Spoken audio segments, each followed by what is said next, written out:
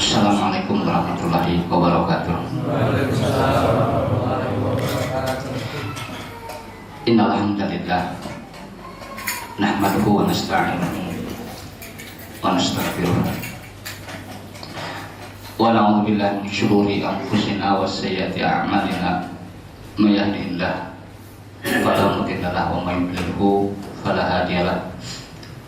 Asyhadu an la ilaha illallah wahdahu la syarikalah wa asyhadu anna Muhammadan abduhu wa rasuluhu la nabiyya ba'da amma ba'd.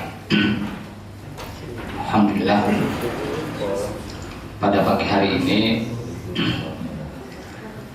kita masih diberikan oleh Allah Subhanahu wa taala nikmat panjang umur, ya.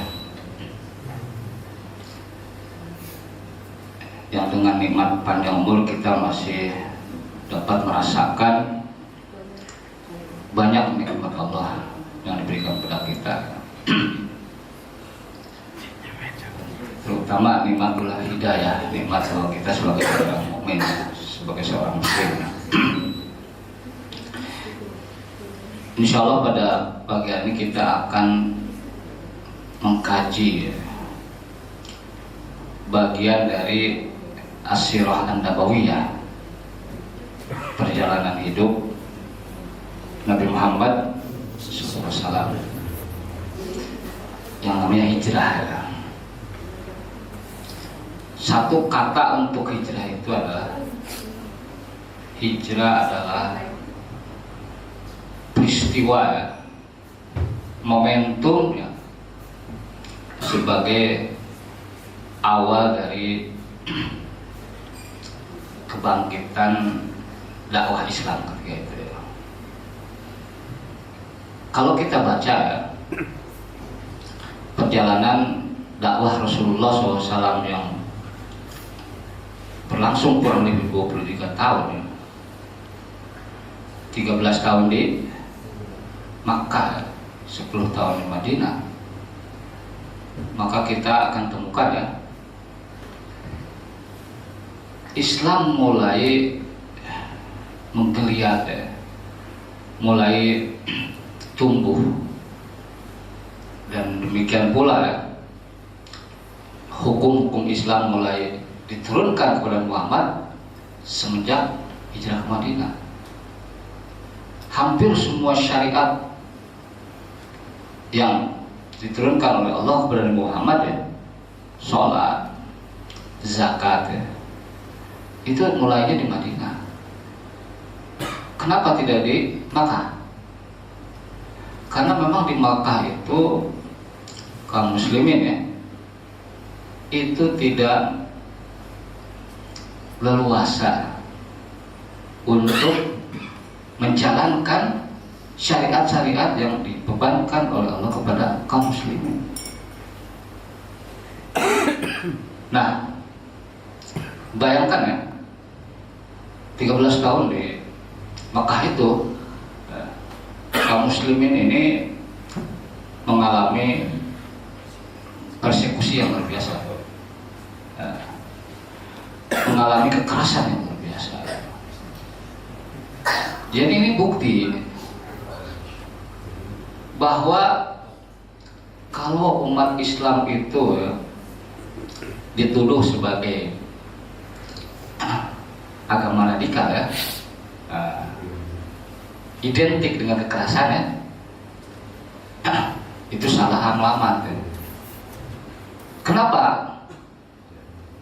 Justru yang terjadi selama 23 tahun Rasulullah berdakwah, 13 tahun umat Islam adalah korban kelompok-kelompok radikal kufar Quraisy, ya. Karena kan sekarang lagi musimnya radikal dan radikul, ya. Jadi tanya, mana umat Islam dikatakan sebagai kelompok radikal? Justru umat Islam di awal perkembangannya korban dari kelompok radikal. Bilal bin Rabah, Ammar bin Yasir, keluarga Yasir. Keluarga Yasir ini dipersekusi, ya, luar biasa, ya. Ammar bin Yasir, Ammar anaknya, Yasir bapaknya, Sumayyah ibunya. Bahkan Sumayyah itu adalah orang yang pertama kali syahid ketika, mohon maaf ya, kemaluannya itu ditombak ya. Jadi korban persekusi kelompok-kelompok radikal. Nah, Rasulullah SAW itu menyadari ya, kalau situasi yang sangat tidak kondusif, yang tidak bersahabat ya, berlangsung di Mekah, Islam tidak akan apa? Berkembang. Wah, kalau begini susah ya. Harus cari apa? Harus cari tempat lain yang umat Islam bisa secara bebas menjalankan. Itu. Jadi Rasul itu memikirkan gimana ya caranya, pindah kemana. Coba pertama kali alternatif pertama yang dicari kota apa coba? Thaif. Wah, ke Thaif barangkali di sana cocok ya. Ternyata di Thaif malah Rasulullah dilempari oleh anak-anaknya. Itu disuruh bapaknya, biasanya begitu ya. Pikir lagi, wah ada tempat. Maka tapi agak jauh itu. Kata Rasulullah, pergilah ke Habasyah, sesungguhnya di sana ada seorang raja yang adil, yang tidak menzalimi siapapun. Ada di Sirah Nabawiyah itu. Kemana itu? Habasyah, Ethiopia. Itu jauh Pak. Harus menyeberang lautan. Hanya untuk agar bisa menjalankan keyakinannya. Pergilah ke Ethiopia. Nah, di situ kemudian dipimpin oleh Ja'far bin Abi Thalib. Di situ pertama kali Utsman bin Affan ya berhijrah kemana? Ke Ethiopia, Habasyah. Sekarang daerahnya namanya adalah Tigray, provinsi Tigray. Di situ ada Ethiopia. Nah, di situ juga sangat terbatas, nah, yang berhijrah ke sana. Maka kemudian Rasulullah cari alternatif lain nih. Aduh, kemana ya?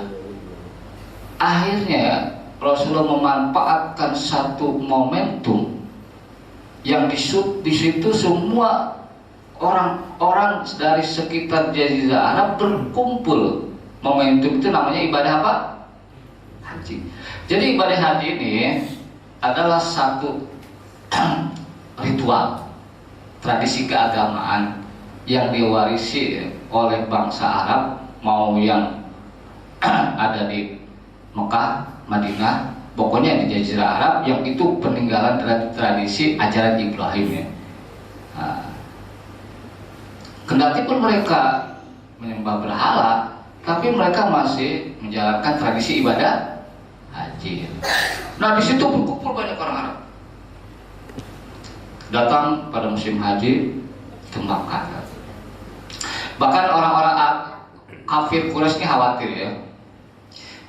Khawatir apa? Ini kalau orang-orang Arab yang kemudian berkumpul di Mekah untuk menjalankan ritual ibadah haji tersebut, mereka khawatir kemudian dipengaruhi oleh ajaran siapa?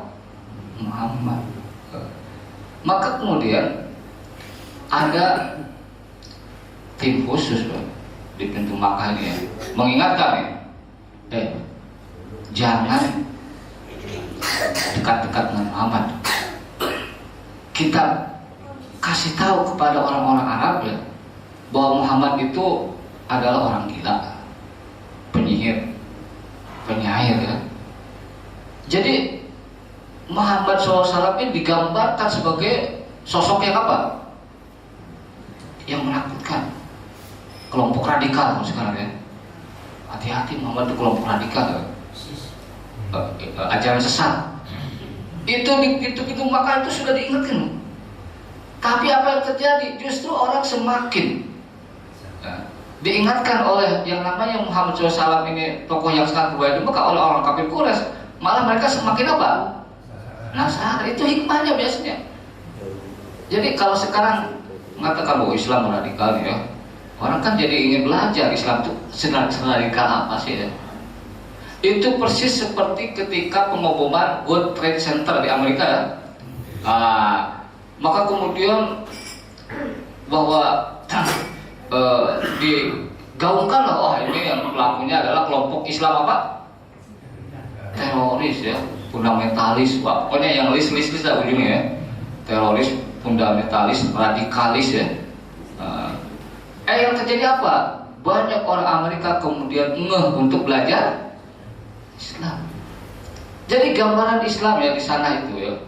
Sebelum peristiwa pengeboman dua menara gedung kembar dan Center ya, berarti ya, mereka itu tidak terlalu mengenal Islam, Pak. Bagaimana sih mereka mau mengenal Islam? Mereka itu sudah tidak peduli lagi dengan yang namanya apa? Agama itu udah nggak penting. Ya. Jadi masyarakat Barat, baik yang di Eropa maupun di Amerika, agama itu sesuatu yang tidak terlalu penting buat mereka. Ya. Bahkan banyak di antara mereka penganut ateis ya. Makanya kalau di Eropa, ya, terutama ya, beberapa di Amerika juga ya, banyak gereja-gereja yang kosong dijual kepada komunitas Muslim jadi apa? Nah itu karena memang nggak peduli agama. Jadi mereka bagaimana mau mempelajari Islam, agamanya sendiri sudah apa? Sudah diabaikan, nggak perlu agama. Nah jadi digambarkan seperti itu loh. Waduh ini. Tapi itu kemudian membuat mereka ingin menemui Muhammad SAW. Dan Nabi Muhammad SAW kemudian juga menawarkan Islam kepada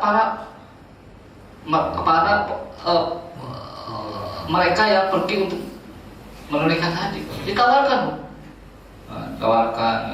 Nah ada satu kelompok ya, dari Madinah ya. Nah, kemudian ditawarkan kepada mereka Islam dan mereka respon. Kenapa coba respon? Nah ini ada sebabnya, Pak. Jadi begini, Madinah atau Yasrib itu adalah daerah di situ banyak yang namanya pemeluk agama Yahudi. Nah, jadi mereka sering mendengar begini dari orang-orang Yahudi yang ada di Madinah ini, orang-orang Arab yang melakukan kunjungan haji ke Mekah ini, sering mendengar dari orang-orang Yahudi di kampung dan di Madinah itu mengatakan, orang Arab, tunggu ya, kalau sudah muncul Nabi akhir zaman kami, kalian akan kami dikuasai. Kalian akan jadikan sebagai bawahan kami itu. Karena Nabi kami yang terakhir ini akan jadi penguasa. Nah, orang Yahudi itu selalu ngomong gitu, orang Madinah ya. Tiba-tiba orang Madinah itu dengar, oh bahwa isunya, ada isu lagi trending topik ya. Di Mekah itu trending topik nih, bahwa viral gitu kan. Bapak hebat juga. Ternyata dia punya medsos ya. Saya nggak tahu, karena Bapak punya Twitter Pak. Twitter, Facebook, ya, Instagram ya. Jadi lagi trending topik, katanya ada Nabi akhir zaman, ada Nabi muncul di Mekah, kata orang-orang Madinah itu.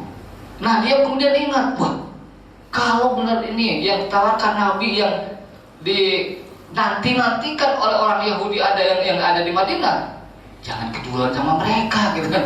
Ada tuh di antara mereka ada itu jadikan alasan menerima tawaran Nabi Muhammad ada.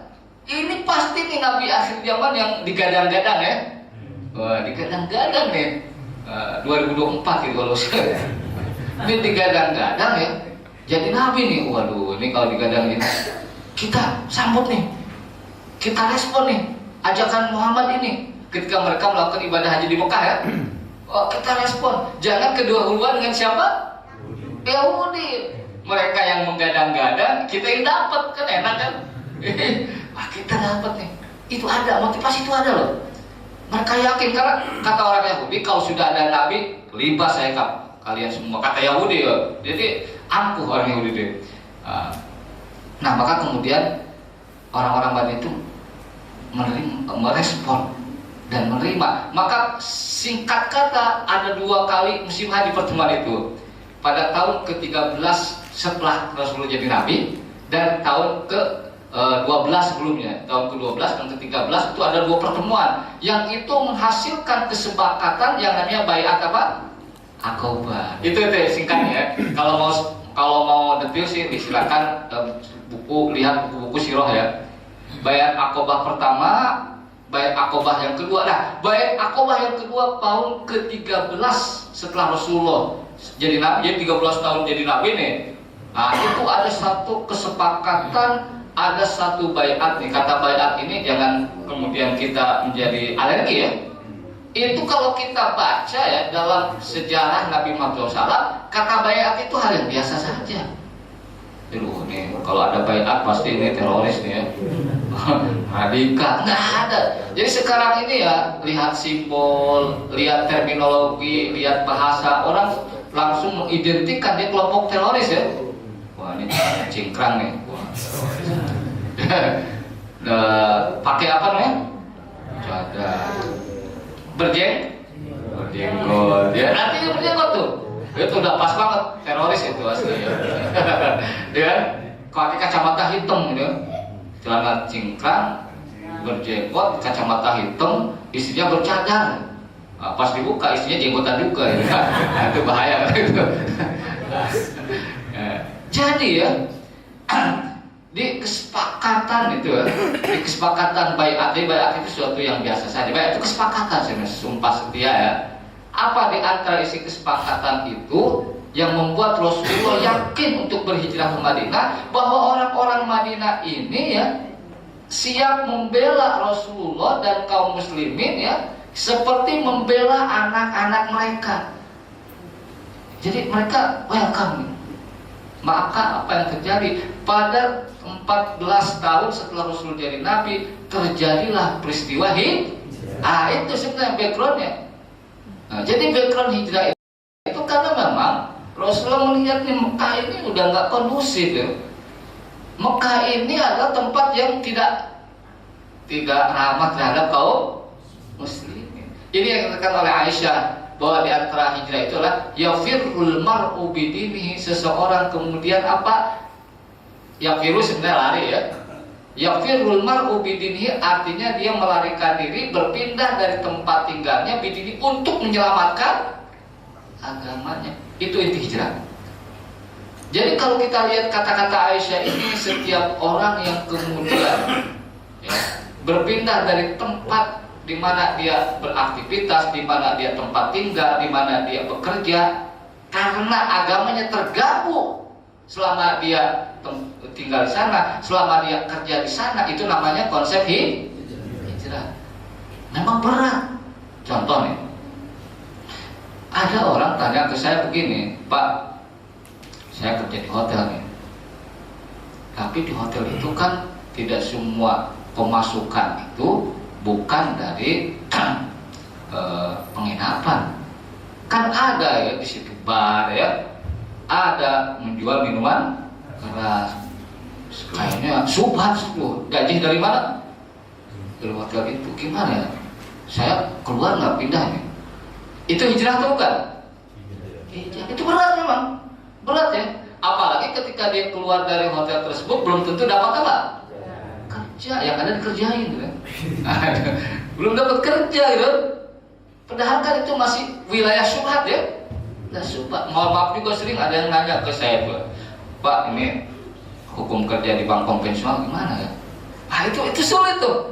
Dia sudah lama bekerja di bank. Sebelumnya dia tidak tahu bahwa memang di bank itu, bank konvensional itu kan muamalahnya adalah muamalah ribawi ya. Dia ingin bersihlah dari itu ya. Tapi karena sudah lama dan usia juga sudah tua ya, kalau mau keluar kerja juga agak susah. Sementara cicilan, iya kan? Ada cicilan KPR, cicilan mobil, cicilan motor, cicilan cicilan istri. Yang ada cicilan mahar, Pak. Betul. Jadi sampai sekarang nih maharnya belum lunas sama istrinya.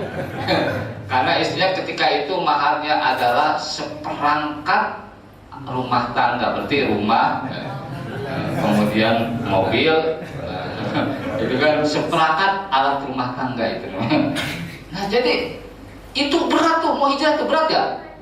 Berat. Makanya dalam hadis riwayat Imam Bukhari mengatakan, wal muhajir, orang hijrah secara maknawi adalah man hajaro man hallahu anhu, yaitu mereka yang hijrah dari apa-apa yang Allah lah.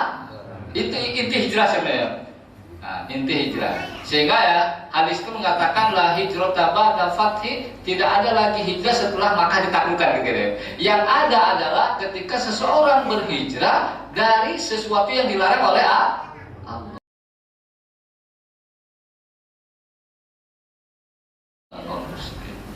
Maka kemudian Rasulullah memutuskan untuk berhijrah kepada kaum muslimin ya, untuk berhijrah ke Madinah. Yastrib namanya. Berapa jarak dari Mekah ke Madinah gitu? Kurang lebih 480 km. Kurang lebih dari sini ke Semarang lebih dikit lah. Kalau ke Surabaya kejauhan 300 km ya. Dan ketika itu tol Trans Jawa itu belum ada. Itu yang makin apa? Makin susah. Hijrah itu jaraknya 480 km. Jarak perjalanan yang biasa ketika itu ya. Karena ketika itu kan kendaraan yang paling cepat paling apa sih? Kuda. Kuda paling cepat ya. Iya kan, makanya saking cepatnya kuda ini jadikan sebagai patokan kecepatan mobil ya. Nah, kuda Pak, tapi kebanyakan kalau bawa barang banyak tuh nggak mungkin pakai kuda, ini minimal pakai al-unta ya. Unta, jamal ya. Nah, dari Mekah ke Madinah itu pakai unta, perjalanan yang wajar nih ya. Yang wajar bukan bawa rombongan, bawa anak, bawa istri, bawa barang-barang ya. Itu adalah 10 hari. 10 hari perjalanan dari sini kemana? 10 hari kalau sekarang nggak ada perjalanan 10 hari itu ya. Sekarang ini dengan kendaraan yang sangat cepat dibanding ketika zaman Rasulullah ya, 10 hari itu perjalanan yang lama Bang. Hampir sepertiga apa? Sepertiga bulan, bayangkan. Itu pun bukan perjalanan yang aman, perjalanannya dikejar-kejar oleh orang-orang kafir. Maka kemudian dicicil loh. Umat Islam bagi yang mampu berhijrah kata Rasulullah, maka berhijrah. Ya. Innal ladzina tawaffahumul malaikah, sesungguhnya mereka yang diwafatkan oleh malaikat dolimi anfusihim, yang mendolimi mereka. Kenapa? Mereka mampu berhijrah tapi tidak mau hijrah. Sampai di situ ada sama Rasulullah, sama Al-Quran digambarkan. Jadi hijrah itu bagi yang mampu ketika itu dikatakan hukumnya wajib. Maka kemudian para sahabat kemudian ya berbondong-bondong untuk berhijrah. Ada berapa orang kaum muslimin yang berhijrah ketika itu? Memang tidak ada hitungan yang pasti dari para penulis sejarawan Islam atau para penulis sirah nabawiyah, tapi diperkirakan kurang lebih ada 200-an lebih kaum muslimin yang berhijrah begitu. 200-an. Berarti sedikit. 13 tahun hanya menghasilkan 200-an orang yang masuk Islam, sedikit. Tapi ada hikmahnya ketika hijrah jadi apa? Jadi gampang diatur ya. 200-an berbondong-bondong. Dan kemudian yang paling terakhir berhijrah itu ya, jadi Rasulullah menyuruh sahabat yang berhijrah, para kaum muslimin, kecuali yang memang tidak mampu, yaitu para duafa, anak minarjal, orang-orang yang duafa dari kalangan laki atau perempuan atau anak-anak. Dan kemudian yang tercatat dalam Sirah An-Nabawiyah itu adalah peristiwa bahwa hijrah Rasulullah SAW itu sebagai hijrah yang sangat dramatis ya. Nah, karena apa? Karena memang yang diincar itu siapa? Terutama Nabi Muhammad SAW. Mungkin ada yang bertanya, kenapa sih orang-orang kafir Quraisy nggak bisa membunuh siapa? Muhammad ya, gitu kan? Kan kalau Muhammad SAW ini terbunuh, selesai sudah itu urusan. Nah, itu sudah selesai. Udah tinggal pemimpinnya dibunuh, ya, nabinya dibunuh, Islam sudah selesai. Tapi memang Nabi Muhammad SAW nggak bisa dibunuh begitu saja. Kenapa? Dia itu adalah salah satu tokoh ya, anak dari tokoh orang-orang kafir Quraisy ya. Dilindungi ketika masa dakwahnya oleh Abu Thalib, mereka sedang dengan Abu Thalib. Makanya ketika Rasulullah SAW ini ditinggalkan Abu Thalib, kemudian tekanan kepada Rasulullah semakin apa? Jadi hijrah ini 2 tahun sesudah Abu Thalib meninggal. Setelah itu kan ditinggalkan oleh Khadijah. Disebut Amul Huzni, tahun kesekian kan. Jadi ketika wah ini backingnya udah nggak ada, hajar be gitu gitu ya.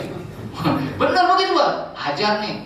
Jadi ketika Abu Talib itu ada, makin berani mereka, makin berani tuh. Makanya Rasulullah, wah ini harus cepet-cepet apa? Jadi ya bahwa seseorang itu kemudian lari dari tempat tinggalnya karena ingin menyelamatkan perjuangannya, menyelamatkan idenya, menyelamatkan agamanya, itu bukan pecundang dan pengecut, bukan. Saya tidak ingin mengatakan wah berarti Habib Rizik itu bukan pecundang, bukan. Tapi memang begitulah faktanya. Jadi kalau Habib Rizik kemana? Ke Mekah itu Rasulullah juga pernah lari. Pernah. Bukan larinya dari Mekah kemana? Ke Madinah. Ibrahim pernah lari? Pernah. Semua nabi itu hampir diusir dari kampung halamannya. Nabi Musa, Nabi Isa juga sama. Itu semua lari dari kampung halamannya, dipersekusi ya.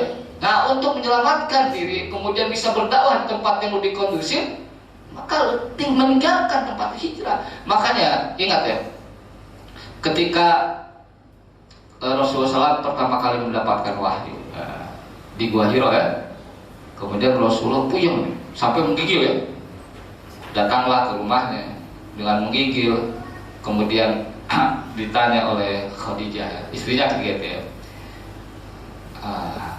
kenapa? Kata Rasulullah begini, laqad khasyitu ala nafsi. Jangan-jangan saya ini kesambet ya. Iya. Jadi Rasulullah dapat wahyu yang malaikat Jibril Iqra bismi rabbikal ladzi khalaq itu sampai dirangkul-rangkul malaikat Jibril ya. Kata sampai mungkin ketakutan tuh. Kemudian datang ke Khadijah ke rumahnya, kemudian Rasulullah mengatakan laqad khasyitu ala nafsi. Oh, jangan-jangan saya ini kesambet ya. Jadi ya itulah, Rasulullah ini juga tidak langsung gembira nih, alhamdulillah ini jadi nabi juga, enggak. Ya kadang-kadang begitu. Kan ada orang yang nyari-nyari dirinya ingin jadi apa? Jadi Rasulullah ini ketika dapat wahyu itu enggak kemudian mengatakan alhamdulillah jadi nabi juga udah lama. Enggak, dia mengatakan jangan-jangan saya malah kemasukan jin, kan begitu. Kalau orang yang nabi beneran begitu loh. Laqad khasyitu ala nafsi. Kalau bahasa redaksional begini, saya takut atas diriku sendiri, itu ungkapan orang takut kemasukan jin sama setan. Jadi dia anggap bahwa itu jangan-jangan itu saya kerasukan. Tapi ditenangkan oleh Khadijah, kala enggak lah, nggak mungkin kemasukan jin kamu ini, wahai suamiku. Kenapa? Engkau ini orang baik, suka memuliakan tamu, menolong orang apa. Watas duk kalau berbicara jujur, tidak berdusta. Masa orang sebaik ini kemudian kemasukan apa? Jin. Jadi orang yang keras kemasukan jin itu biasanya orang-orang yang tidak baik biasanya. Nah, kalau orang-orang baik itu biasanya kemasukan jin, nggak diganggu-ganggu sama jin gitu. Nah, kemudian kata Khadijah begini, udah kalau begini, saya punya ini sepupu namanya Warqah bin Naufal. Kita konsultasi ke dia. Warqah bin Naufal ini adalah seorang Kristen yang bisa berbahasa Ibrani dan bahasa Arab. Dia orang yang paham dan mendalami agama Kristen, salah satu agama yang dikatakan serumpun dengan Islam gitu ya. Ayo kita tanya, ada apa wahai anak pamanku? Maksudnya kepada Khadijah. Ini katanya anak pamanku, maksudnya Nabi Muhammad ya, mengalami hal yang luar biasa. Ceritakanlah tentang dia mendapatkan wahyu ya di mana? Wahyu tersebut. Singkat kata, apa kata dia? Hadza namus. Oh, ini adalah wahyu seperti yang diturunkan oleh Nabi Musa. Dan salah satu prediksi Warqah bin Naufal ini, tidak ada orang yang diberikan wahyu seperti ini kecuali dia akan diusir dari kampung halamannya. Tuh, sudah diisyaratkan ya. Kecuali dia akan diusir. Rasulullah kaget ya. Allah mukhriju. Apakah mereka itu akan mengusir saya? Oh iya katanya. Ya laitani kuntu fiha jadaan. Waduh, kalau ketika itu kamu diusir ya, saya masih muda, dia udah tua gitu.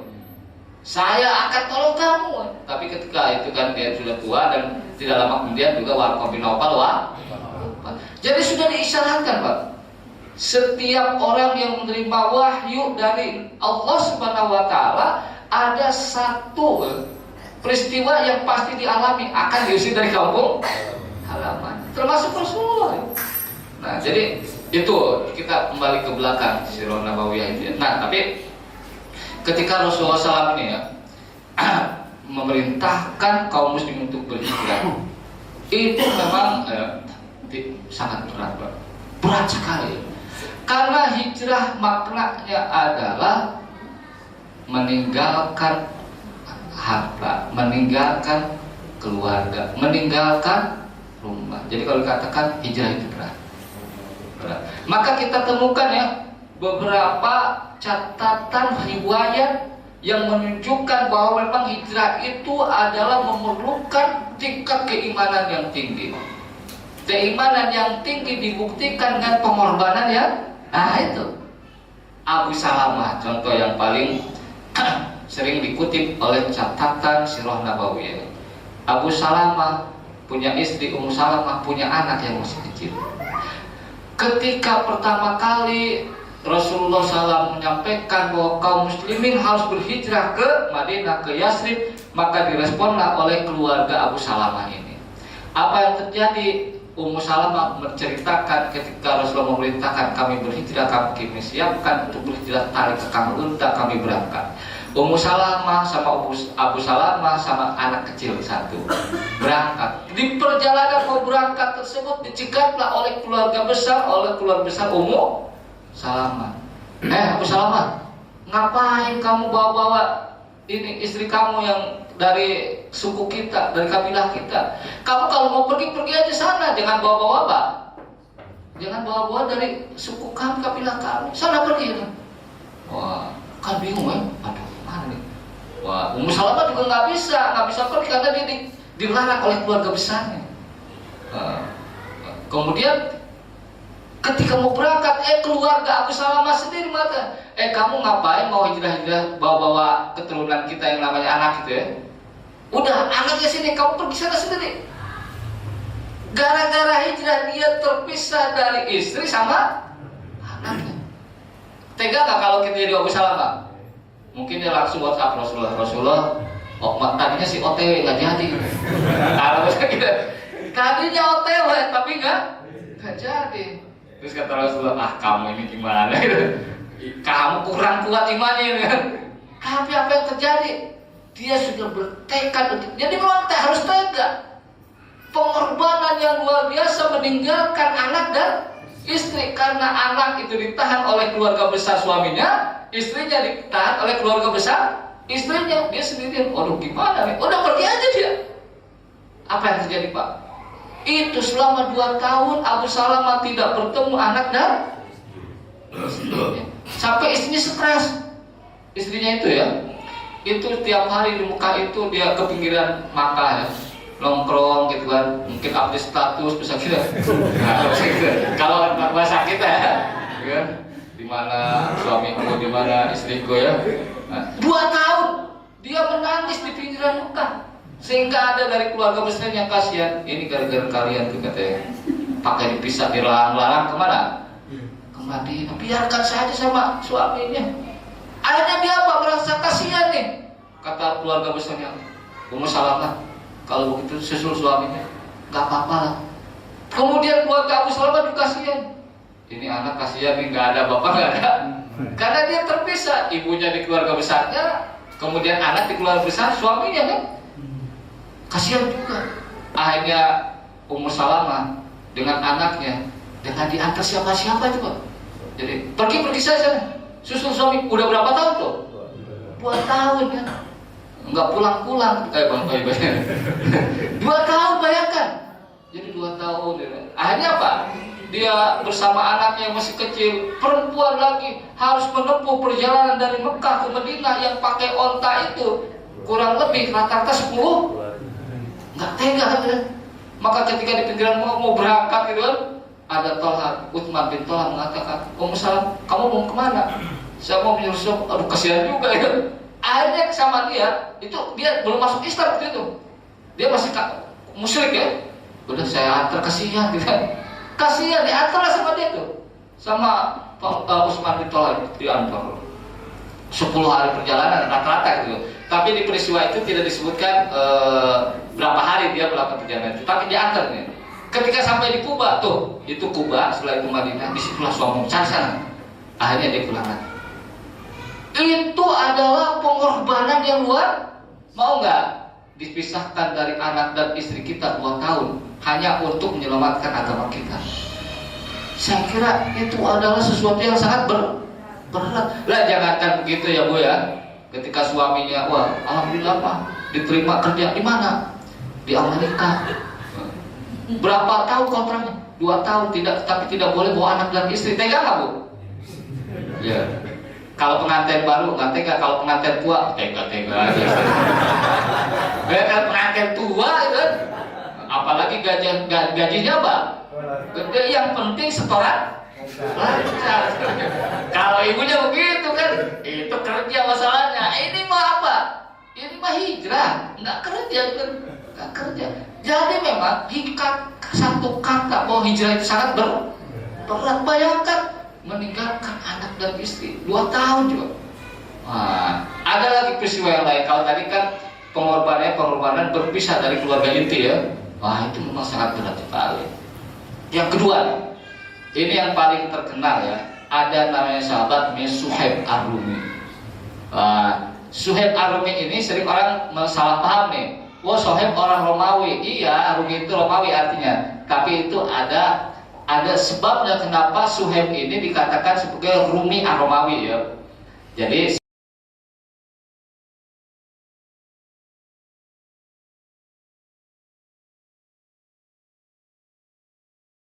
ketika itu bapaknya seorang qadhi, seorang hakim Persia.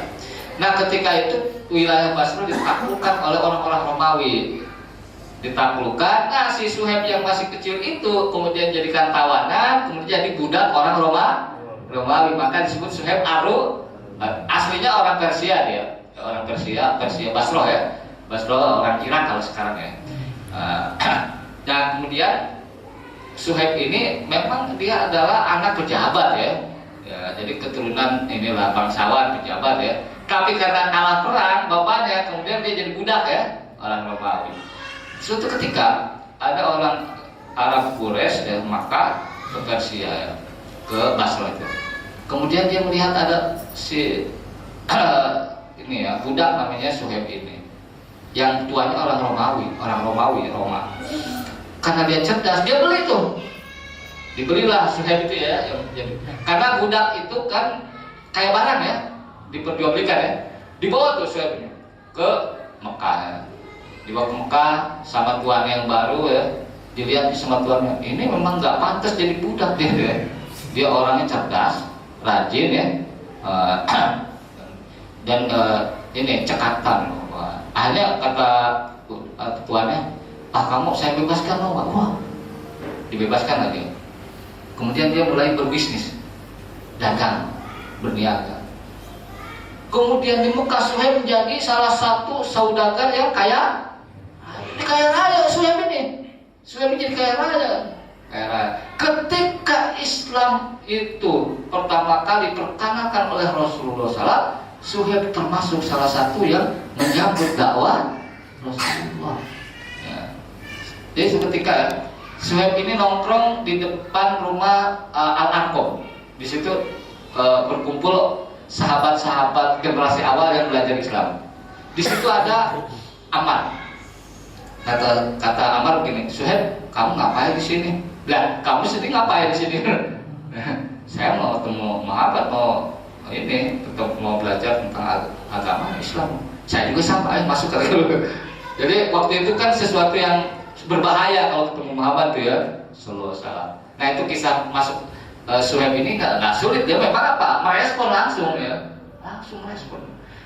Nah ketika, jadi singkat kata, Suhaib adalah seorang saudagar, seorang bisnismen, seorang yang kaya raya di Mekah salah satunya. Maka ketika hijrah tiba, maka disambutlah seruan itu oleh Suhaib. Dan orang-orang tokoh-tokoh kafir Quraisy ketika itu tahu bahwa Suhaib akan pergi kemana? Ke Yasrib, Madinah. Akan tahu. Dan orang-orang kafir Quraisy ini kalau tokoh, orang kaya raya dihormati, nggak dipersekusi ya. Sama sekarang orang juga ya, kalau lihat orang kaya dikit dihormati kan? Contohnya apa? Kalau orang ya parkirnya pakai motor, bang sini bang, ya kan? Tapi kalau pakai mobil, bagi om, situ aja om ya. Iya, kalau pakai mobil itu disebut om atau bos ya. Iya, bos atau om. Kalau pakai motor, bang sini bang. Itu kurang ajar juga kadang-kadang ya. Jadi sebelumnya dihormati pak, karena memang kaya raya, dia kan, kaya raya. Terus dia dapat isu, dapat bocoran Suhaib ini akan ikut hijrah karena dia kan penganut agama Islam juga gitu itu. Maka diledek, digoda, dirayu sama orang-orang tokoh-tokoh kafir Quraisy begini.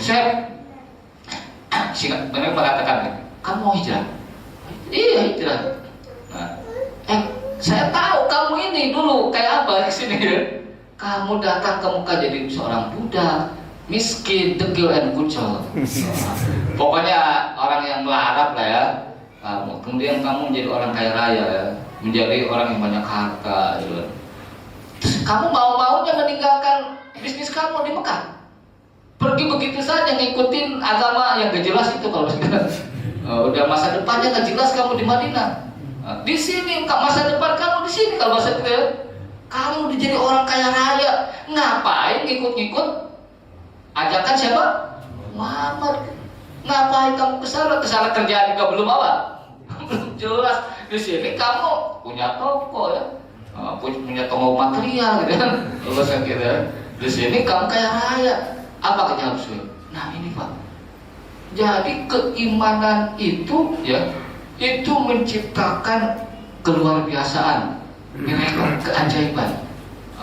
Keimanan itu kadang-kadang menjadikan sesuatu yang menurut pandangan kita adalah hal yang paling kita apa? Yang paling kita inginkan itu menjadi sesuatu yang kerdil. Maka apa kata saya? Kata saya begini saja. Jadi begini, kalau saya hijrah, saya pergi dari Mekah ke Madinah, ke Yathrib ya. Semua yang ada di sini nih, peninggalan saya nih, buat kalian saja, tapi jangan ganggu saya. Mau nggak? Oh mau kalau mau gitu. Mau, itu ada satu riwayat itu. Di riwayat lain mengatakan begini, itu tawaran yang memang sangat radikal ya. Radikal itu tawarannya. Bayangkan semua kekayaan dia yang ada di Mekah, buat kalian saja, nggak ada gunanya itu. Wah, mungkin orang lihatnya ini Suhaib diguna-guna sama Muhammad. Ini kan, ini luar biasa nih kan. Akhirnya kata Suhaib begitu, mau nggak kalau begitu? Wah kalau begitu mau, silahkan. Ahlan wa sahlan, welcome. Kalau memang itu maumu ya, kita malah senang. Silakan hijrah dengan tenang gitu kan. Kita senang kalau begitu. Di riwayat lain mengatakan begini, kata Suhaib, jadi begini, saya mau hijrah. Nah, saya tawarkan, biarkan saya hijrah dengan tenang. Ini saya tawarkan, saya punya beberapa ons emas, aukia. Di mana? Itu di depan rumah saya, gali di tanah, itu ada emas saya. Kalau kalian mau tuh gali emas saya, nah, tapi biarkan saya berhijrah. Nah, maka kemudian, oh setuju kalau begitu. Kalau kita berpikir ya, nggak usah ngomong ada emas di sini sebenarnya. Orang Quraisy juga nggak tahu. Ntar kalau Mekah sudah ditaklukkan 10 tahun kemudian kan, bisa gali lagi nggak? Bisa lagi. Itu namanya ya, gali lubang tutup. Nah itu bagus kalau yang begitu. Nah, terus cerita itu kemudian ya sampai kepada Rasulullah SAW dan tanpa diceritakan oleh Suhaib, sehingga ketika Suhaib itu tiba di Madinah, kemudian Rasulullah lihat Suhaib, Rasul mengatakan, Robiha Suhaib, Robiha Abu Yahya, itu nama kunyanya Abu Yahya ya. Sungguhlah beruntung Suhaib, sungguhlah beruntung Suhaib. Suhaib kan bingung, emang ada apa Rasulullah kok tiba-tiba ngomong gitu kok? Saya dikasih tahu sama malaikat Jibril bahwa ada salah seorang dari sahabat kita ini yang berhijrah itu meninggalkan hartanya dan engkau itu, maka dikatakan, maka turunlah ayat dalam surat Al-Baqarah salah sebuah wa minan nasi may yasri nafsahu tigo amardatilah. Ada ya jenis manusia yang menjual segala yang dia punya, menjual dirinya ibtigo amardatilah hanya karena mencari keridhaan. Itu adalah siapa? Coba bayangkan, Kita disuruh berhijrah dari tempat kerja yang tidak kondusif, yang tidak dengan syariat Islam ya, hanya disuruh meninggalkan tempat kerja itu. Berhijrah ya, berat. Suhaib meninggalkan apa? Meninggalkan perniagaannya, meninggalkan emasnya, meninggalkan tokonya. Dia tinggalkan begitu saja hanya untuk apa?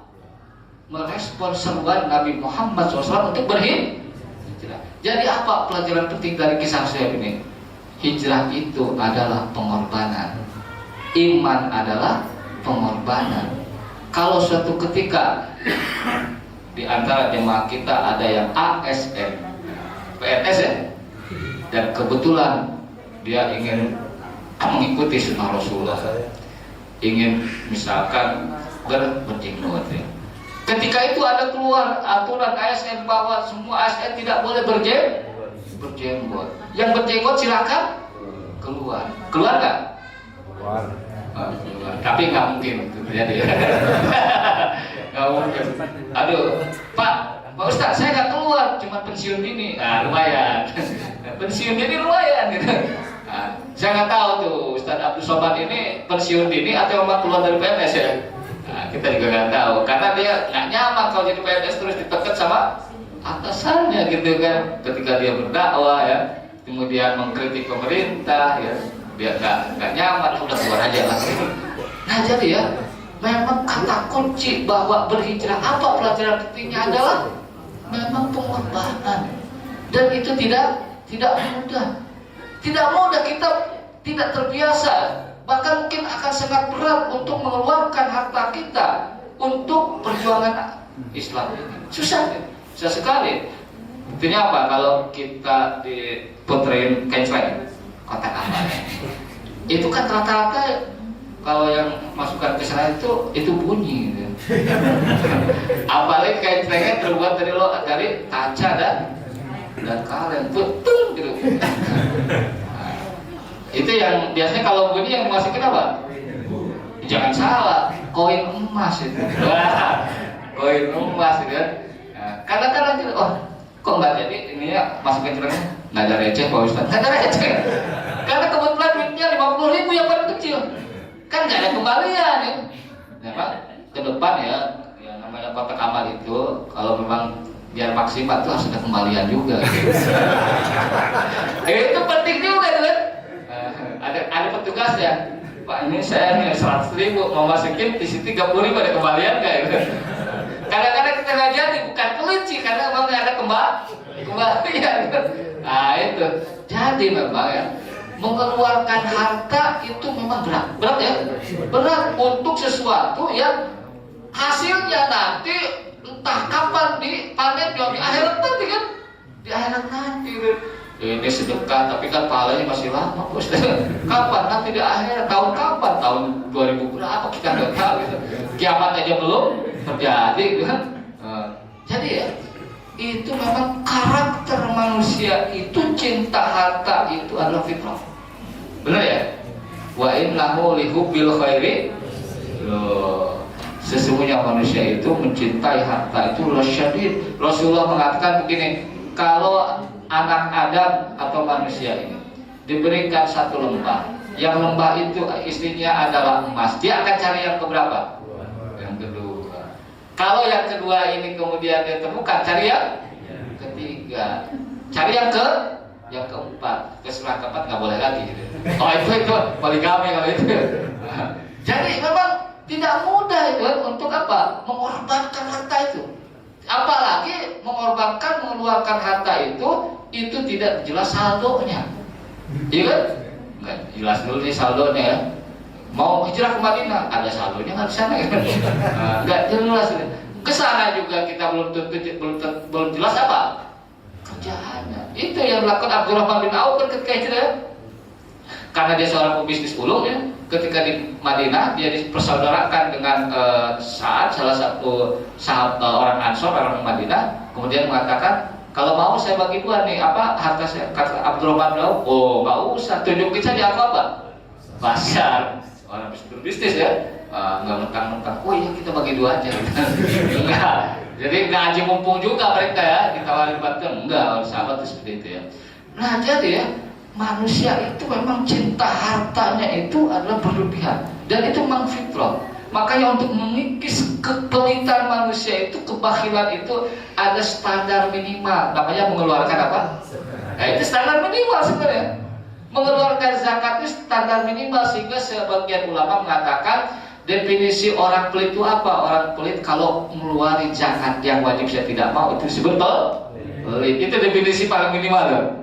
Nah itu, jadi pelajaran yang paling penting dari jalan itu adalah kita bagaimana belajar mengorbankan sesuatu yang paling berharga dari diri kita, dan itu memang tidak mudah. Nah, yang paling mengorbankan segala-galanya habis-habisan, tentu saja ada sahabat yang mulia namanya Abu Bakar As-Siddiq. Dia korbankan semuanya. Sebelum itu juga Abu Bakar ini sudah habis ribuan dinar hanya untuk membebaskan budak-budak yang ada di Mekah yang masuk Islam, kemudian dia beli, kemudian dia bebaskan agar dia memeluk Islam secara bebas. Termasuk yang paling terkenal yang dibebaskan itu adalah Bilal bin Rabah. Amir bin Fuhairah dibebaskan sama Abu Bakar, kemudian jadi seorang yang merdeka karena mereka masuk Islam. Jadi ini jasa Abu Bakar tidak sedikit ya. Oleh karena itu mungkin jadi viral ya di kalangan penduduk Mekah itu ya. Kalian kalau mau bebas ya masuk Islam dulu, nanti bilang ke Abu Bakar. Nah, jadi begitu kan? Iya, itu kata Aisyah putrinya yang mengatakan ya, Abu Bakar itu habis tuh ribuan dolar, ribuan dinar. Itu kan uang banyak. Abu Bakar ini seorang pebisnis juga, pedagang juga ya. Nah, Abu Bakar ini habis-habisan dalam hijrah. Apa yang dilakukan Abu Bakar? Dia kemudian yang menemani hijrahnya Rasulullah. Keluarganya semua terlibat. Abdullah bin Abu Bakar, Asma binti Abu Bakar, Amir bin Fuhairah, itu mantan budaknya. Dilibatkan semua untuk kesuksesan, keberhasilan hijrahnya Rasul. Jadi Rasulullah itu ketika orang-orang kafir Quraisy tahu, wah ini kok orang-orang Islam ini kok di Mekah semakin apa? Sedikit, pada hilang. Apa mereka diculik alien gitu? Enggak juga. Udah pada nggak ada, dicari-cari nggak ada. Akhirnya mereka menemukan bahwa mereka sudah pada pergi ke mana? Waduh, gawat ini kalau begini ya. Tapi dia Muhammad, masih ada, tenang. Kalau mereka menjadi gila tuh orang-orang tokoh-tokoh Quraisy ini, maka kemudian mereka melakukan sidang umum,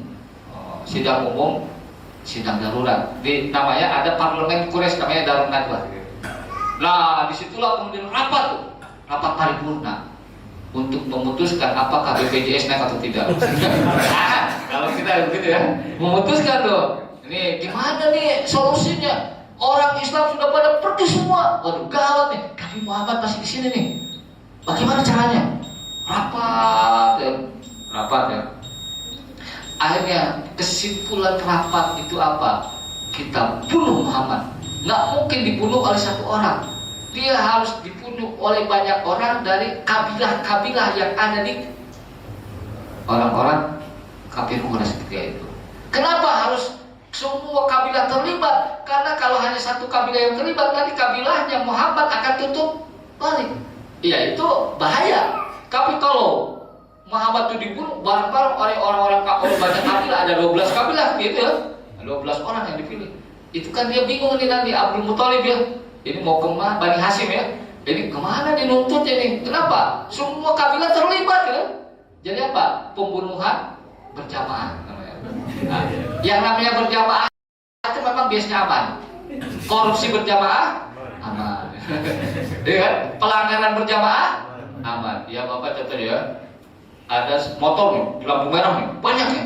Ada satu yang nyontohin ikut semua nggak? Kayak berjamaah gitu. Aman kalau berjamaah itu. Sama mereka. Oh jadi bunuh Muhammad ini berjamaah aman nih? Aman. Diputuskan lah. Nah ternyata Muhammad kemudian berangkat untuk hijrah mulai. Dia berada di rumahnya dan orang-orang kafir Quraisy itu ada 12 pilihan semua ya. Pilihan semua itu untuk membunuh Rasulullah bareng-bareng ya. Jadi menghuluskan pedang bareng-bareng sehingga Rasulullah ini ya dibunuh oleh siapa? Oleh banyak kabilah. Mereka kemudian mengumpul Rasulullah. Rasulullah kemudian mengatur rencana. Kemudian dipanggil Ali bin Abi Thalib. Ali, saya nanti pas tengah malam saya akan keluar, di sana udah dikepung Rasulullah. Nah, kamu tidur ke tempat saya, pakai selimut yang biasa dipakai selimut. Oh siap. Maka ketika tengah malam tiba, itu yang di luar polsek mungkin udah ngantuk-ngantuk kali ya. Dan kapan Muhammad keluar, lama banget sih kan? Ya, udah pelama belum dia masih tidur aja. Akhirnya Rasulullah keluar. Nah, kemudian membacakan surat Yasin, wa ja'alna min baini aydihim sadda wa min khalfihim sadda. Walaupun ada sebagian ulama yang melemahkan riwayat itu ya, tapi Ar-Rahiqul Maktum Syekh Sofiyur Rahman Al-Mubarakpuri mensahihkan ya peristiwa itu. Ada, silakan baca di buku itu ya. Dia bawa tanah ya, kemudian disebar, kemudian mereka tertidur. Terus Rasul keluar menuju rumah siapa? Abu Bakar. Nah di situ kelihatan ada orang kafir Quraisy ya, satu orang melihat Rasulullah keluar, dia heran. Katanya ngepung, kok pada ngorok kalau masih gitu ya? Kadang ngorok, kenapa itu? Akhirnya setelah Rasul keluar, mereka tersadar pada subuh harinya itu, ya nunggu Muhammad lah. Ya, Muhammad kita itu katanya, kalian sih tidur ya, begadang ya malam harus gitu. Makanya ngopi gitu. Nggak ada kopi gitu mungkin. Nah itu masalahnya Pak. Oh lu keluar. Akhirnya mereka lihat jendela.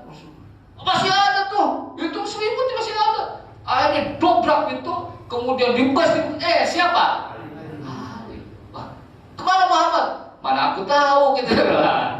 Mungkin saja kata-kata Ali itu ya memang Rasulullah merahasiakan kemana pergi. Ya memang nggak tahu dia kan. Yang penting Muhammad pergi ya.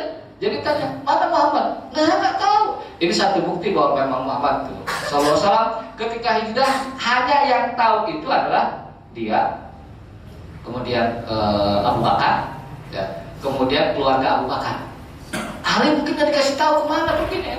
Maka ketika Rasulullah ini datang ke rumah Abu Bakar, bukan saatnya pergi kemana perginya? Ke Gua Sur. Roma itu wahyu. Jangan tertukar. Gua Sur itu, tahu gak? Gua Sur itu adalah ke arah Yaman, bukan ke arah Madinah. Kan aneh ya? Nah, ke arah ya. Nah, ketika di Gua Sur itu 3 hari 3 malam situ Rasulullah. 3 hari 3 malam. Maka selama kemudian orang-orang kafir Quraisy itu mengatakan, "Oh, Muhammad ternyata lolos nih." Gilanya luar biasa. Apa yang dilakukan? Sayembara. Barang siapa yang bisa menemukan Muhammad bersama temannya Abu Bakar, hidup atau mati, maka akan mendapatkan hadiah 100 ekor unta. Kalau dikonversi 100 ekor unta itu kurang lebih 2 miliar rupiah. Wow, gede nggak uang itu? Gede, 2 miliar. Nggak perlu lagi kita ngambil KPR kalau 2 miliar. Langsung apa? Cash keras ya.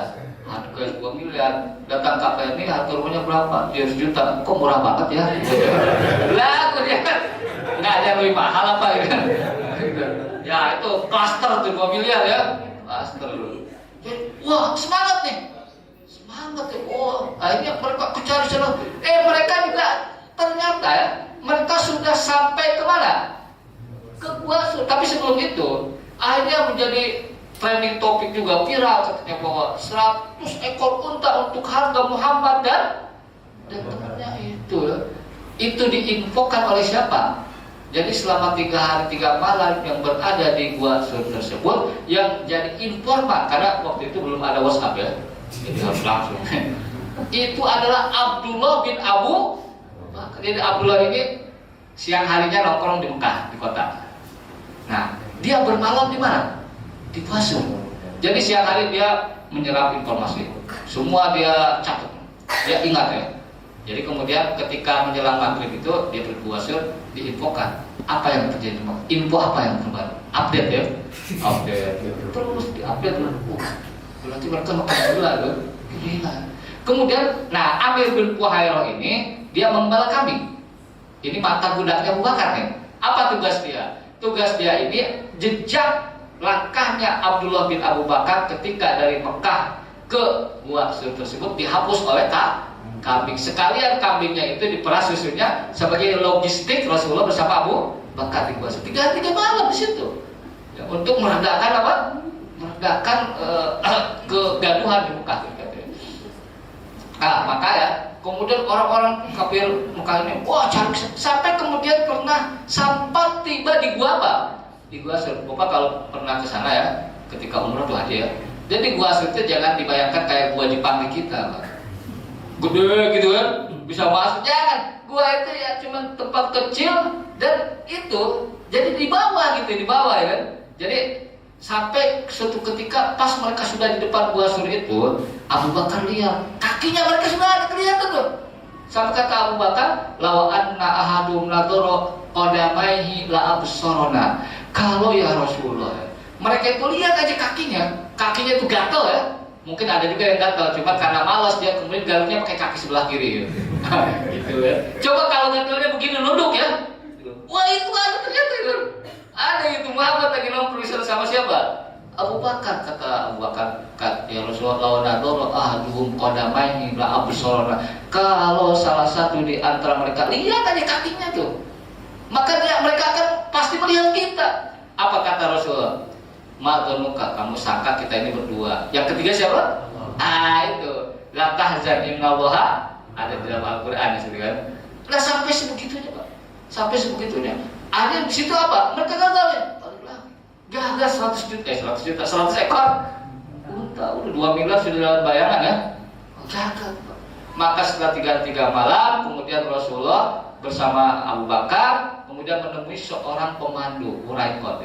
Pemandu itu masih musyrik, tapi dibayar oleh siapa?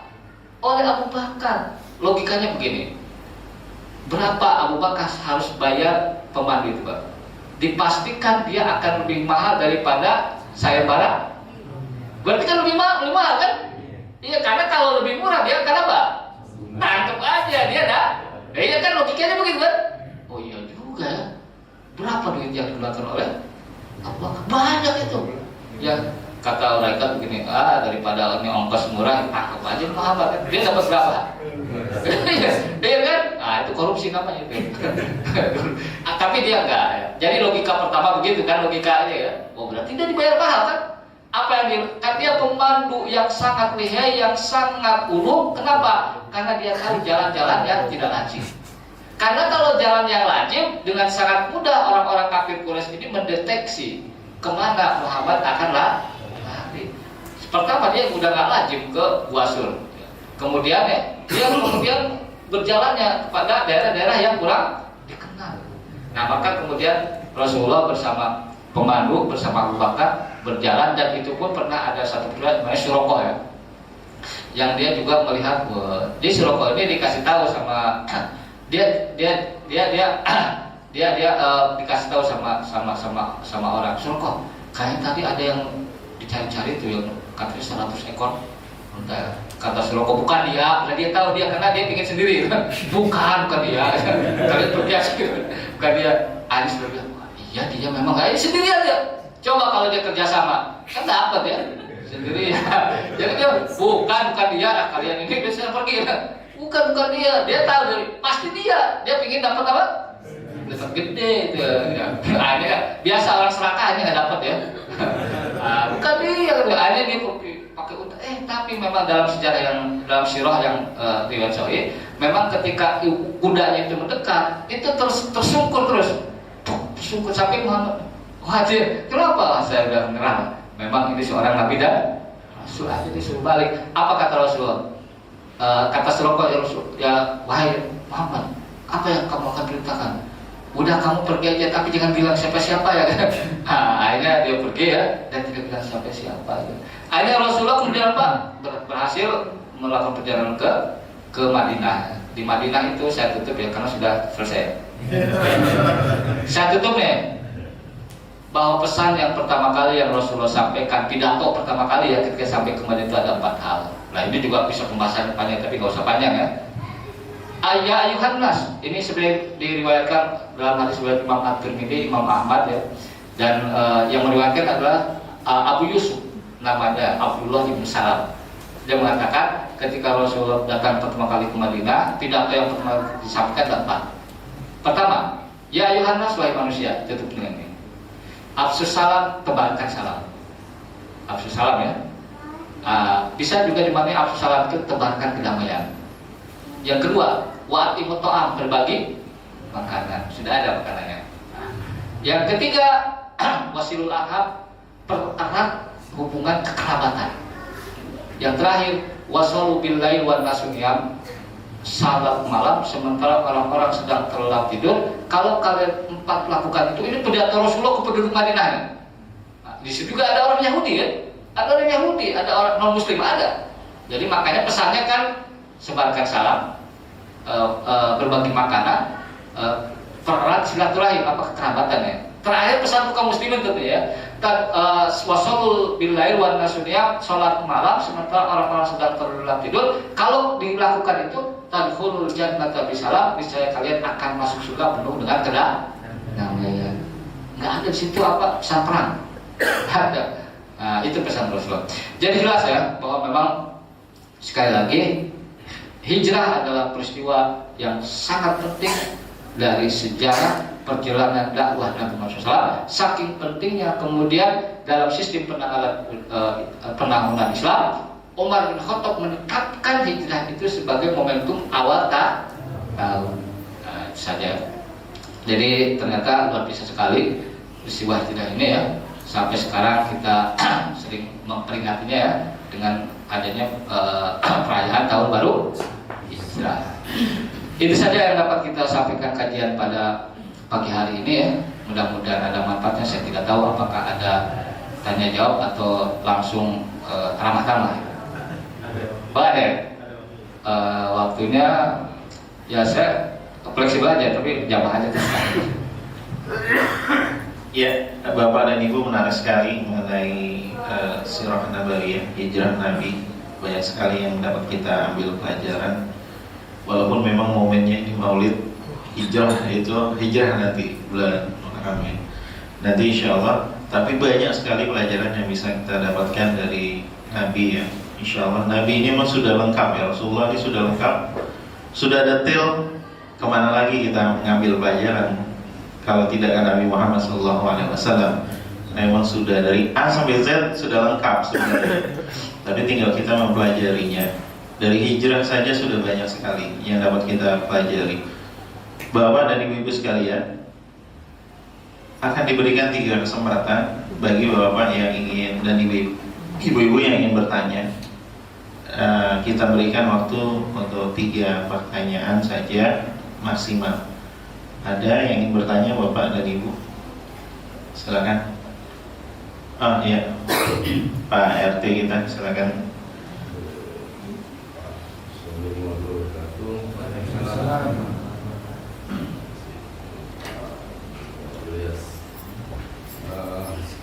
Jadi menariknya di ujung aja tadi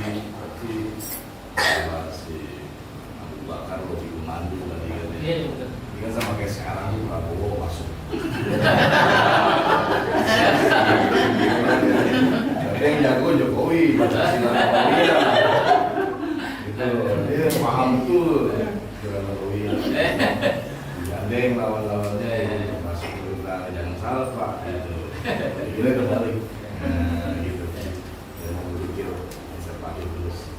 Itu pertama, artinya sebenarnya saya sih senang sama Sirana itu trik-trik yang dipakai Rasul gitu loh. Jadi artinya bukan cuma kita fokus ke kita harus kita ikutin pakaian ini, tapi tidak gitu yang saya lihat.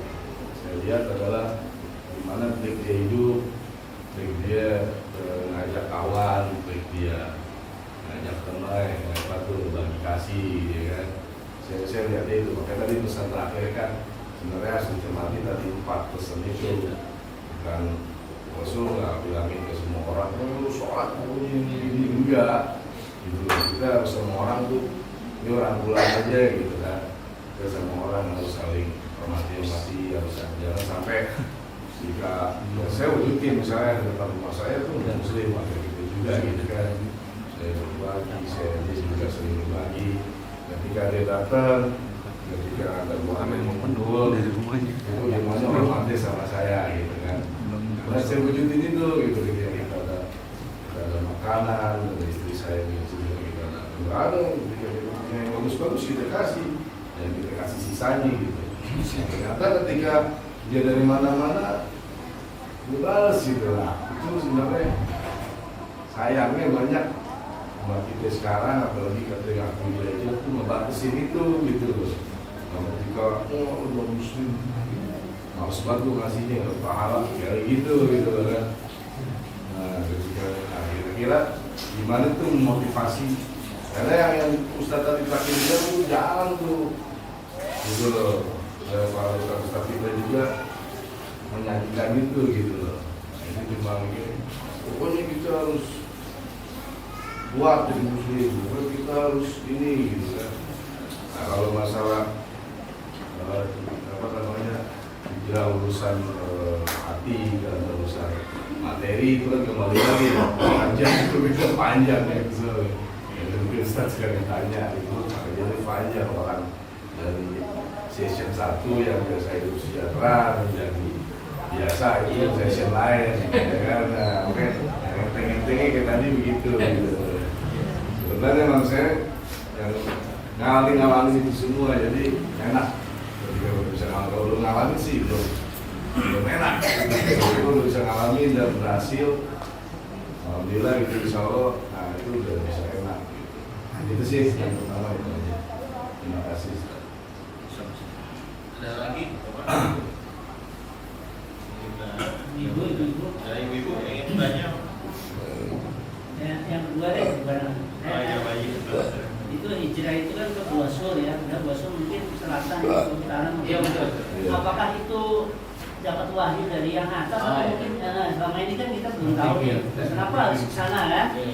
Berbeda arah gitu. Mohon belajar. Pertama ya, kita memang pelajari sirah itu adalah satu praktik real dari ajaran Islam. Betul kata Pak tadi, salah satu bentuk real realisasi dari ajaran Islam ini, Islam adalah agama yang akomodatif. Dalam satu teori katakan al-aslu fil muamalah adalah al-ibahah. Hukum asal berinteraksi dengan orang itu boleh dengan siapapun. Mohon maaf ya, ada tak material punya Chinese non Muslim, satu material punya Arab asli Muslim. Yang satu lebih murah yang Chinese, yang Arab agak mahal dikit. Boleh nggak kita beli ke yang Chinese? Dalam hukum fikih muamalah sah-sah saja. Boleh. Nah, tadi berbuat baik termasuk kepada tetangga, itu para ulama fikih juga mengatakan definisi tetangga itu adalah tetangga apapun itu agamanya memang harus berbuat baik. Nah, ya abada, wahai abada, kita coba marokotan faaksir ma'ah. Jadi kalau kita kemudian masak maroko ya, sayur sop ya, maka perbanyak kuahnya kan. Nah, minimal tetangga kasih apa? Kuahnya, tapi terlalu juga. Sungguh terlalu gitu kan. Jangan tangan nanti ke sungguh terlalu ya. Ya. Dan itu tidak membedakan apakah muslim atau muslim, ya tetap. Kata para ulama fikih juga begitu ya. Nah, jadi yang penting dia tetangga mau muslim atau muslim, kita berbagi sebagai ada Rasulullah. Kita berbuat baik kepada tetangga, berbuat ihsan kepada tetangga, sampai Rasulullah mengatakan terus malaikat Jibril ini berpesan kepada aku baik-baik sama tetangga, sampai aku menyangka tetangga jadi ahli waris. Karena ada hadis itu ya, sampai jadi ahli waris apa gitu ya. Nah, jadi memang Islam ini adalah agama yang terbuka, akomodatif, interaksi dengan siapapun tidak masalah, bahkan berbuat baik kepada mereka pun tidak masalah. Al-Mumtahanah ayat 8, la yanhakumullahu 'anil ladzina lam yuqatilukum fid-din wa lam yukhrijukum min diyarikum an tabarruhum wa tuqsitu. Allah tidak larang kalian untuk berbuat baik, berbuat adil kepada orang non muslim yang tidak melarang kamu untuk mempraktikkan Islam, tidak mengusir kamu dari tempat tinggal kamu. Jadi selagi non muslim itu tidak mengusir kita, maka berbuat baiklah kepada mereka, berbuat adil pasti kepada mereka. Ada di surat Al-Mumtahanah, silakan. ayat 8 atau 9. Nah jadi itu karakter Islam itu disebut sebagai rahmatan. Nah itu kan rahmatan bagi sekalian alam, bukan hanya manusia, bahkan hanya non muslim, bahkan bagi semut sekalipun. Ya ada satu hadis dari Imam Bukhari itu ya, Nabi Muhammad SAW dari Abu Hurairah mengatakan itu dulu ada nabi digigit semut. Dulu karena mengawal, dulu ada nabi digigit semut. Itu nabi itu marah itu. Nabi ke manusia emosi ya. Hanya apa? Kata Nabi, bakar itu katanya sarang semut. Kurang aja kalau saya. Dibakar sarang semut. Yang gigit cuma oknumnya satu. Jadi yang melakukan kesalahan cuma satu, oknum semut. Yang dibakar semua semut. Fa'uha ilahi, Allah berikan mewahyukan kepada Nabi tersebut, kata Rasulullah, ahlakka ummaka tusabbihullah. Kamu ini Nabi ya, ingin membinasakan, menghancurkan satu umat, disebut umat sebetulnya. Tusabbihullah, bertasbih kepada Allah ya. Di riwayat Imam Abu Daud mengatakan, hala namlatan wahidah, tidak cukupkah kita menghukum hanya satu semut saja, bukan semut ya. Coba, ini satu dalil bahwa satu pelajaran dalam ajaran Islam ini yang Rasulullah personifikasikan dalam kisah Nabi terdahulu ya. Semut pun binatang yang kadang-kadang kita tidak terlalu menaruh perhatian, itu harus diperlakukan adil, kasih sayang, ya tidak boleh. Jadi bu kalau digigit semut ini ya cukup saja semut yang satu itu, jangan sampai mana nih teman-teman yang berhasil. Kadang-kadang kita takut banget ya. Ini ada anak-anak ketika kadang-kadang ya ada semut dia pakai lilin di mana? Suatu seneng banget itu, seneng menderita, itu tidak boleh menyiksa binatang ya. Nah itu, jadi Islam ini adalah agama yang terbuka, inklusif ya, agama yang akomodatif ya, bergaul dengan siapapun. Ini mohon maaf dalam bab fikih ya, dalam bab fikih nih, sampai dalam batasan-batasan tertentu seorang muslim boleh menikahi wanita ahli fikih, boleh. Pendapat mayoritas ulama ya jumhur boleh. Jadi seorang muslim, muslim itu laki-laki ya dalam pandangan fikih ya, boleh menikahi perempuan yang Kristen atau Yahudi, boleh itu dalam pandangan fikih. Cuman akan sangat rumit ke depannya, rumit. Tapi itu dibolehkan. Tapi saya menganjurkan lebih baik cari apa? Yang muslimah dulu, masih banyak yang kosong gitu ya. Iya kan, masih banyak yang nganggur gitu kan.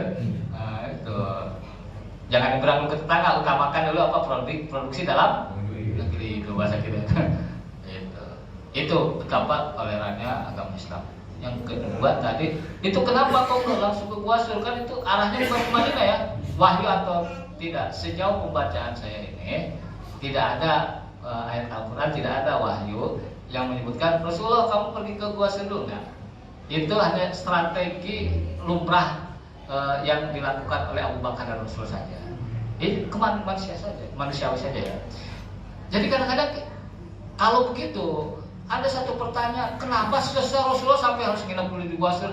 Ya tinggal panggil aja malaikat Jibril pakai buruk kan selesai urusannya. Benar ya?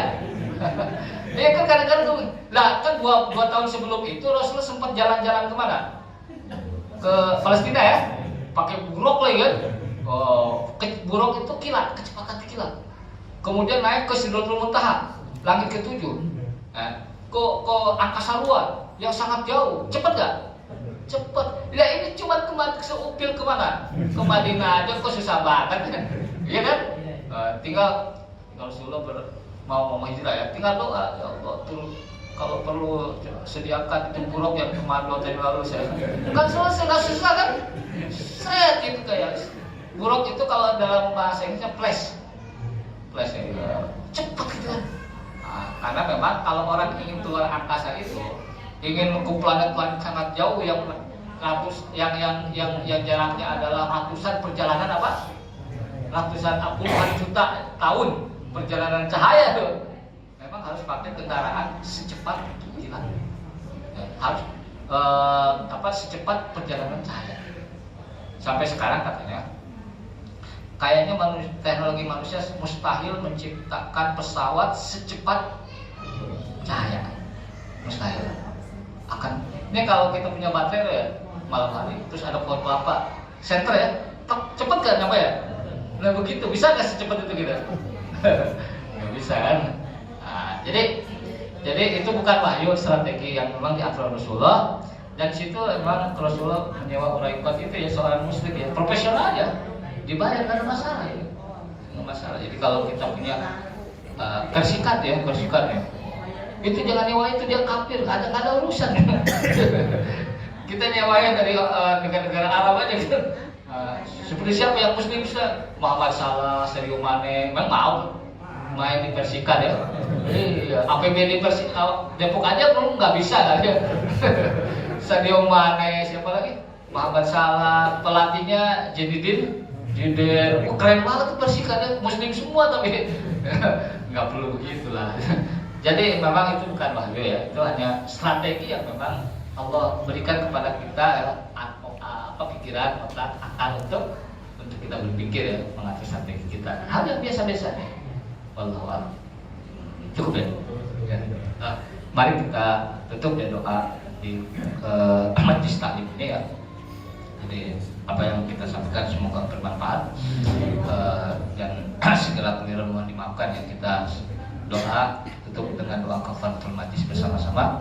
Subhanallahumma wa bihamdika asyhadu an la ilaha illa anta astaghfiruka wa atubu ilaik. Wassalamualaikum warahmatullahi wabarakatuh. Waalaikumsalam. Ya, kita lanjut Bapak Ibu untuk santap pagi sudah disiapkan nanti ya oleh ini pengurus kajian.